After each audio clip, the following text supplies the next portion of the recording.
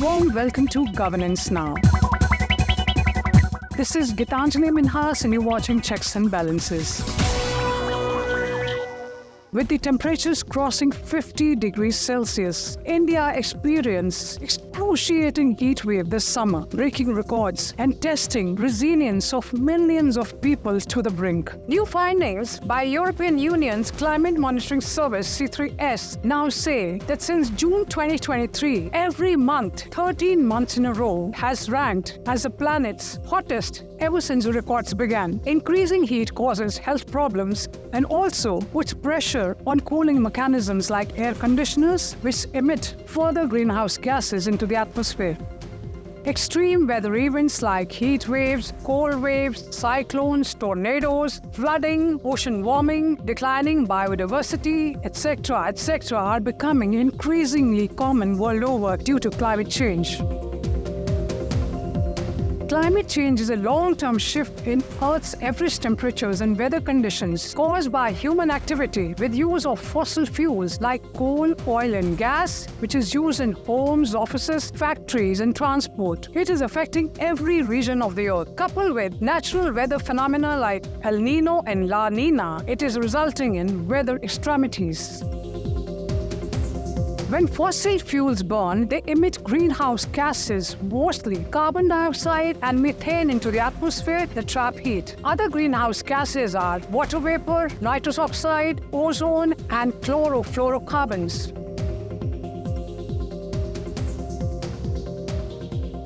Mahesh Palawat, Vice President, Meteorology and Climate Change at SkyMet Weather, here speaks on rise in temperature as well as the effect of El Nino and La Nina, as he says.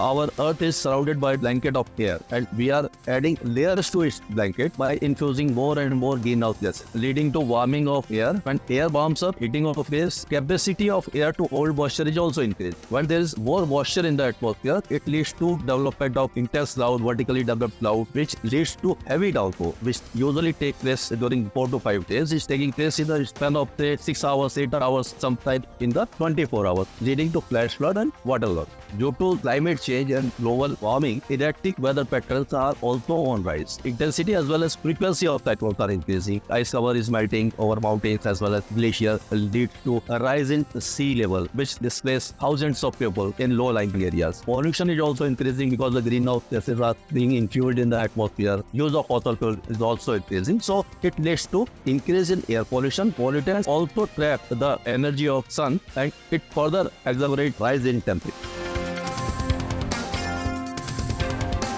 El Nino is when sea surface temperature of eastern and central Pacific start increasing. Trade winds get weaker and the sea surface temperature over eastern equatorial Pacific start increasing, leading to intense rainfall over Peru and southern parts of USA and drier conditions over Australia and Southeast Asia. Reverse is La Nina. La Nina when temperature start cooling over eastern and Pacific and increasing over western Pacific. It leads to more wetter condition, or you can say intense rainfall over Australia and southwest monsoon is more abundant. It will be normal or abnormal. The intensity and frequency of rain increases over western Pacific and Southeast Asia. Intensity of cyclone also reduces due to La Nina. It is ongoing process. They are interchanging. Sometimes it will be El Nino, will last say around 1 or 2 years. Then again it will convert into La Nina. It's the seesaw pattern.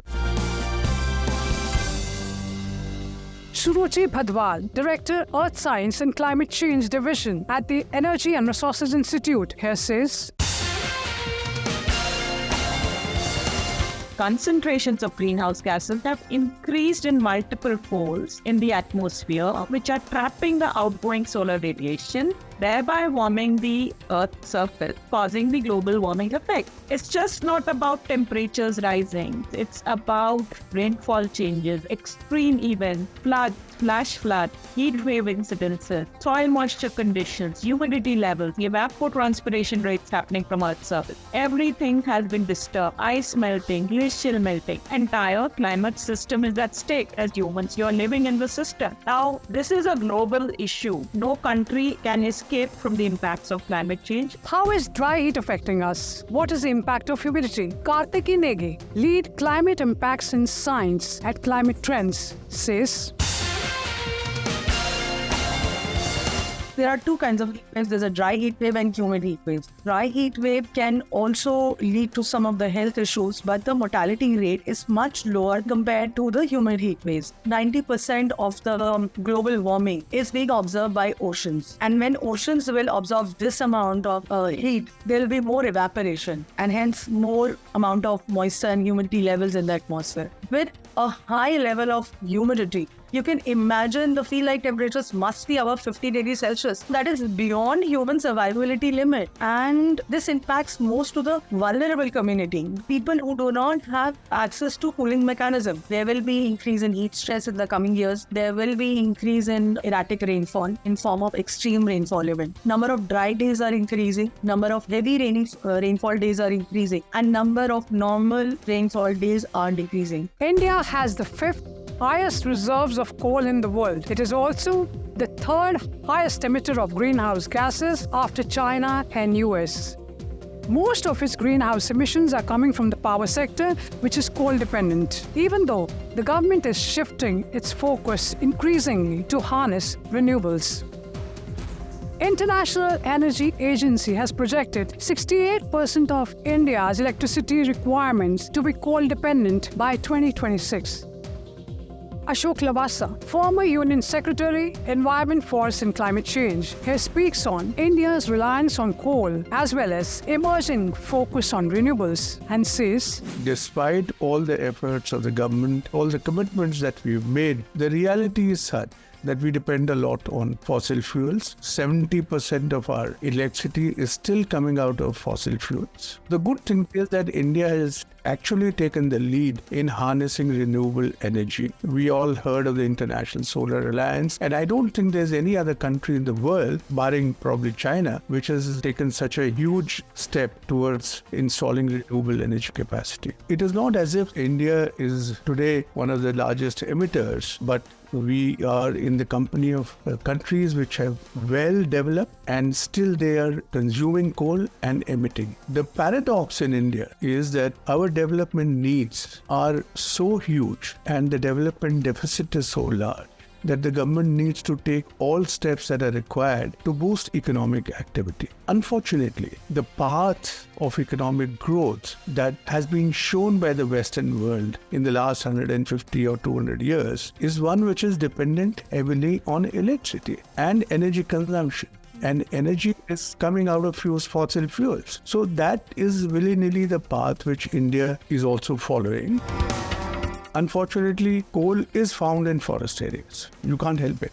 So till we reach a stage where we don't use coal at all, which actually, as far as India is concerned, I don't see it happening in the near future. Our dependence on coal will continue. So can we do mining, can we do extraction at minimum cost to the forest? Which means, can we look at underground mining? Underground mining, although it is expensive, but it does least damage to the forest. Now you've reached a situation where you're dependent more and more on solar energy, wind energy. Now, of course, there is a shift utilizing biomass, but biomass itself cannot be called clean energy because it also has its emissions. But nevertheless, it does not consume fossil fuels which lie in the earth.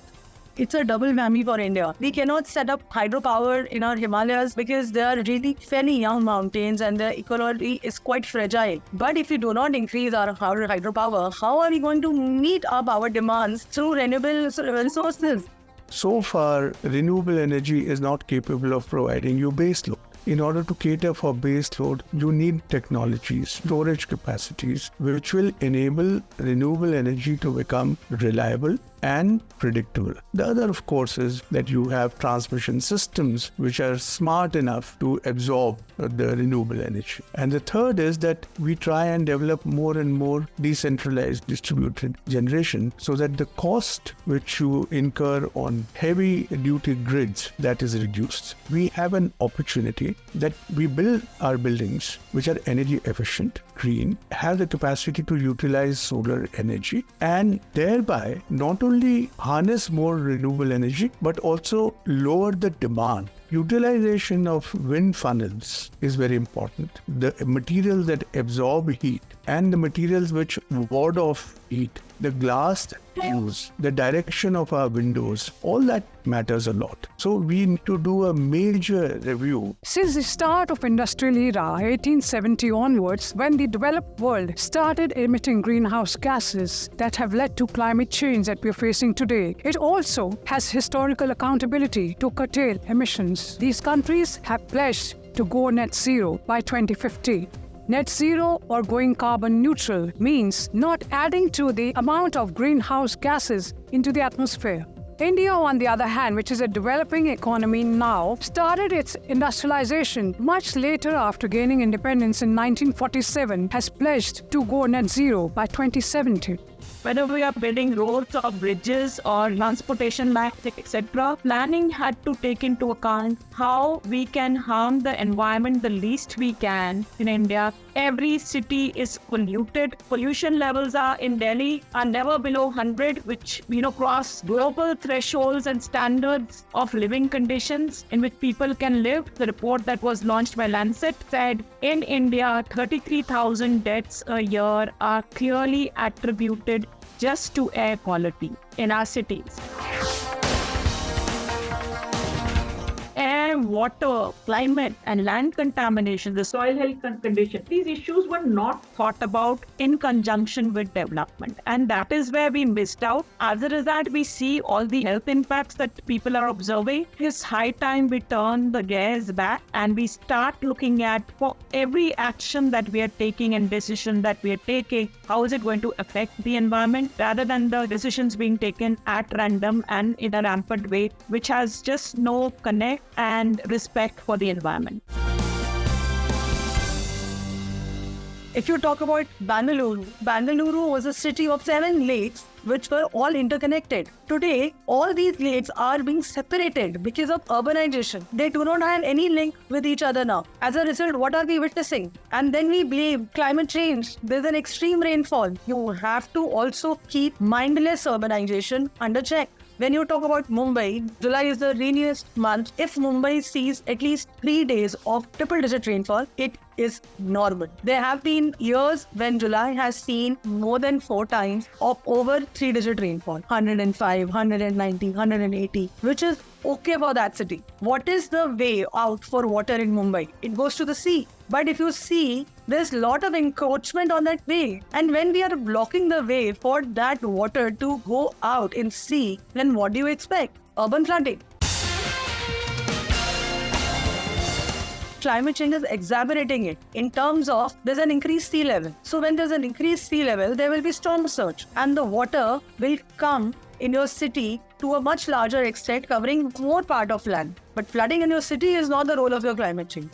All coupled together leads to mass destruction. Is it too late to reverse the human-caused climate change that has taken place due to development caused by disrupting established systems of nature? The government has a very narrow bandwidth. They come in for 5 years, the elections, people get replaced, even the bureaucracy is shifted, etc. So the accountability in the system is missing. I don't think so you can move with a 5-year agenda. This has to be a long-term agenda, a continuous agenda. Now, when we are being hit hard by the circumstances, whether it's floods, the heat, we are seeing that measures are being put in place, but are still slow-paced. They will take another 30-40 years till you start seeing things being pushed very aggressively. But those 30-40 years for us means a lot, because if you're experiencing such extremes right now, these extremes will keep increasing in different forms. At least 5 crore plants should be planted in our country itself, because number of trees per capita per person is very less in comparison to other developed countries like Canada, USA, and many more countries. We are reducing the green cover. So the green cover should be restored. We should go to renewable energy like solar energy and nuclear energy and electric cars. Vehicular traffic should also be reduced. Diesel and petrol cars should be replaced by electric cars. The cooling appliances like air conditioners, they are also major pollutants which infuses the greenhouse gases. It will take 1 or 2 decades to reverse it. But the sea levels which are rising, they will take centuries to come to the normal position. But if we start now, the impact will be visible after say 2 decades.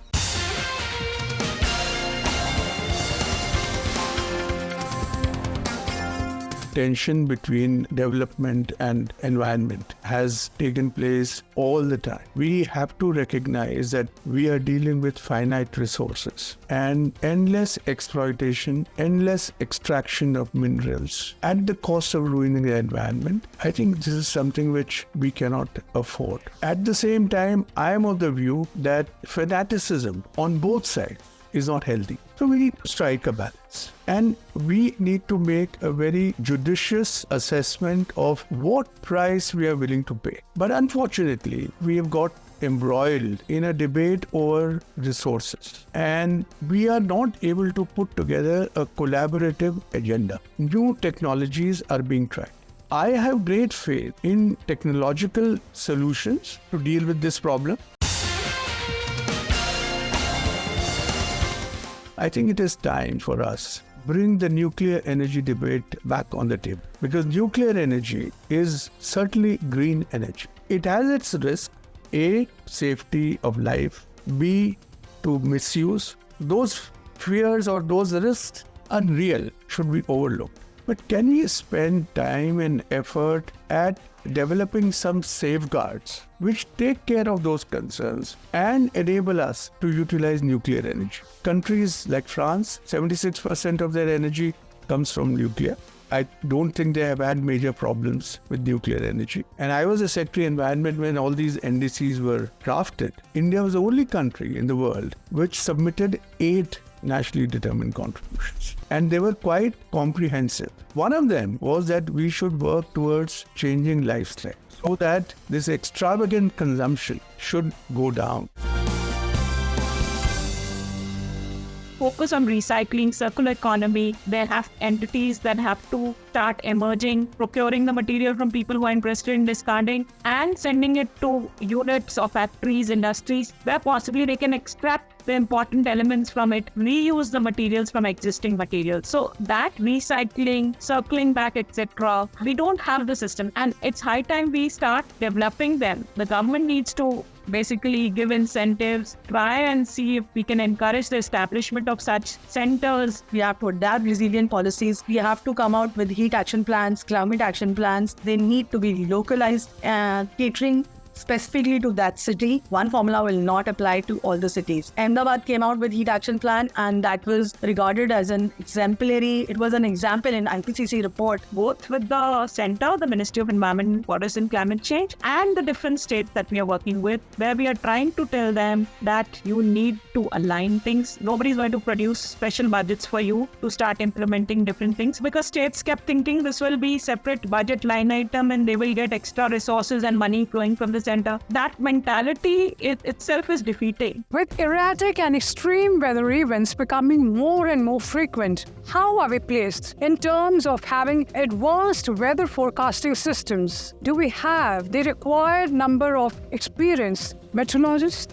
Our models are traditional models. We have to improve our models to give input of more and more data set, like satellite imagery, radars, more automatic weather stations should be installed in the SkyMet India Meteorological Department. They are increasing the automatic weather stations. So data sets should be increased so that model will improve, and the technology should also be increased, and the resolution of the model should also be very less, 1 kilometer, 500 meter. As of now, they are 3 kilometer, 18 kilometer, 24 kilometer resolution. So at localized level, we will be able to predict more precisely the weather events. Now, central government has come out with a proposal of installing 150,000 automatic weather stations across India. So it will be a huge difference, because the more and more data is infused in the models, the accuracy of models will certainly increase. It will take 2 or 3 years, and our models will be world class. There is a lack of experienced meteorologists, because which are coming out doing in